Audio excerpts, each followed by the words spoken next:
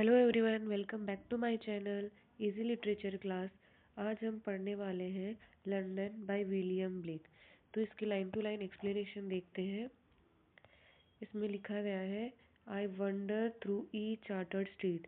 इसमें पोएट बताते हैं कि मैं उन स्ट्रीट्स पर घूम रहा हूँ जो ऑलरेडी चार्टर्ड है।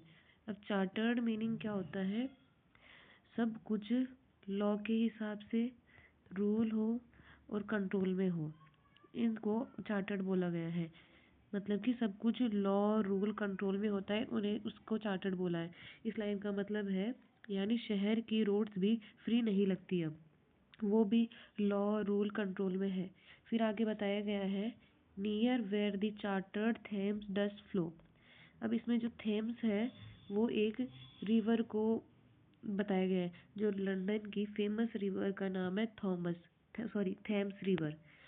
तो इसमें बोला है थेम्स रिवर के बारे में कि चार्टर्ड बोला गया है। थेम्स रिवर को भी चार्टर्ड बोला गया है, मतलब नेचर पर भी सिस्टम का कंट्रोल हो चुका है। थेम्स रिवर वहाँ की लंदन की फेमस रिवर का नाम है। और उससे बोला गया कि अब तो नेचर पर भी कंट्रोल होने लग गया है, इसका चार्टर्ड का मतलब रूल्स होने लग गए हैं, ये भी फ्री नहीं है अभी। फिर नेक्स्ट बोला है कि and mark in every face I meet. Poet हर आदमी का चेहरे को देखता है और उस पर बताता है कि हर चेहरे पे कुछ ना कुछ मार्क्स है। मार्क्स कैसे हैं? Marks of weakness, marks of वो। उससे हर चेहरे पर कमजोरी, दुख और परेशानी दिखाई देती है।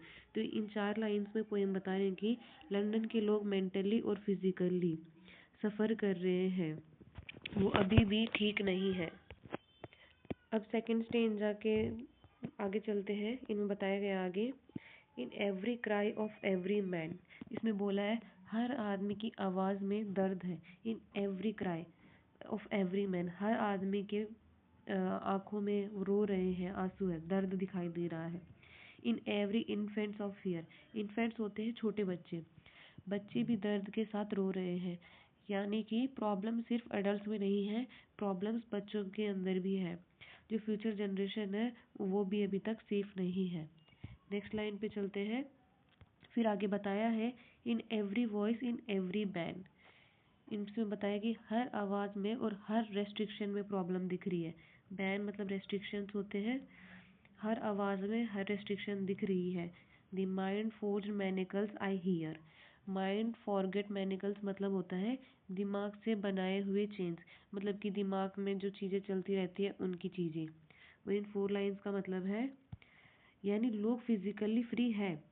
पिछले वाले में ऐसे था कि फिजिकली और मेंटली दोनों में प्रॉब्लम्स थी, लेकिन इस वाले पैराग्राफ में मेंटली लोग स्ट्रांग है बट फिजिकली नहीं है।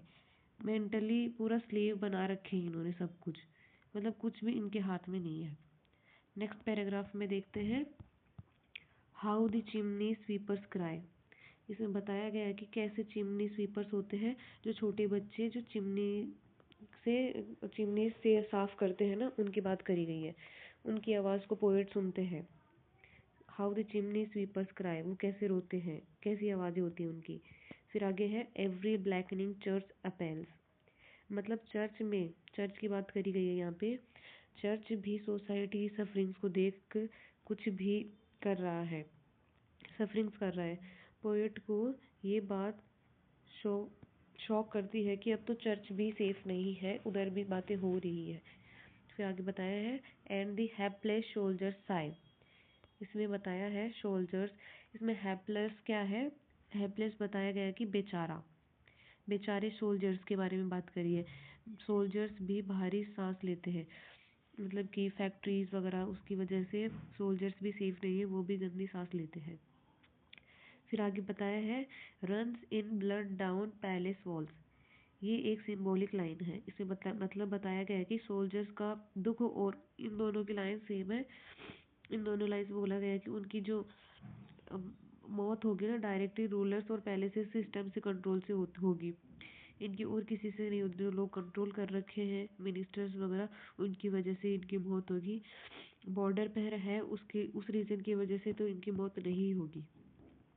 फिर लास्ट 4th स्टैंजा है, ये लास्ट में बताया है, but most through midnight streets I hear. रात के समय में खामोश स्ट्रीट्स में पोएट एक और आवाज़ सुनते हैं, वो आवाज़ थी हाउ द यूथ फील हार्लोट्स कर्स। इसमें जो जवान लड़कियां होती हैं, एक टाइप में सेक्स वर्कर्स बोल सकते हैं, उनका जो फ्यूचर है वो कर्स मतलब कि बददुआओं से भरा हुआ है। आगे बताया है ब्लैड्स द न्यू इन्फेंट्स टीयर। इसमें है कि उसकी ज़िंदगी का अफेक्ट है ना, जो मतलब कि इन जो सेक्स वर्कर्स की जो ज़िंदगी का अफेक्ट है ना, वो उनके न्यू बॉर्न बेबीज़ पर भी पड़ रहा है। उनकी भी ज़िंदगी अब सही नहीं है, उनकी भी बर्बाद हो रही है, उसका मतलब ये है। फिर आगे देखते हैं and blights with perplex with the marriage hearse. इसमें बताया कि मैरिज हीयर्स मतलब होता है, मैरिज हीयर्स मतलब बताया गया है शादी प्लस डेड बॉडी, मतलब कि शादी तो है ही प्लस डेड बॉडी भी है। इस लाइन के बारे में बताएगी, इन दोनों लाइन के बारे में। शादी जैसे पवित्र चीज भी डिजास्टर और पॉवर्टी सफरिंग से डिस्ट्रॉय हो रही है। तो इस पूरी में ऐसे बताया गया है। तो पोएम यहीं पे ख़त्म होती है। ये पूरी पोएम इसी के बारे में बताई गई है कि कैसे फिजिकली मेंटली लोग सफ़र कर रहे हैं, लंदन लंदन के लोग वगैरह। अब इसकी थीम्स देखते हैं। सफरिंग एंड मिsery, सफ़र कर रहे हैं लोग फिजिकली और mentally. Operation and loss of freedom, ये अपनी फ्रीडम खो चुके हैं। गरीब है, सोशल इनइक्वालिटी है, इक्वालिटी नहीं है लोगों में। Child exploitation and child labour है, लेबर्स वर्क कर रहे हैं चिमनी वर्कर्स में। Corruption of church and government है। वॉर एंड ब्लडशेड है। मोरल डिले है। इनोसेंस वर्सेस एक्सपीरियंस है लोग। Urban life and it's evils, power and control through loss. ये सारी थीम्स हैं। आप 20 मार्क्स में थीम्स का, 20 मार्क्स में नहीं आता है, क्रिटिकल अप्रिशिएशन आता है, तो उसमें आप थीम्स भी लिख सकते हो। इनमें से आप कोई से भी 5 या 6 टॉपिक्स लेके और उनको एक्सप्लेन कर सकते हो।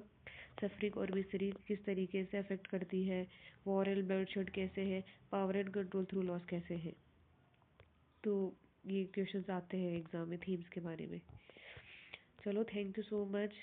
कमेंट करो, सब्सक्राइब करो, लाइक करो और बताओ नेक्स्ट वीडियो किस पे लाऊं मैं। और बहुत ही कम टाइम में मैं पूरा कवर करने की कोशिश कर रही हूँ। अब अगला वीडियो इस लंदन का समरी लाऊंगी जो पूरा एक्सप्लेन हो जाएगा। Okay, thank you so much, bye.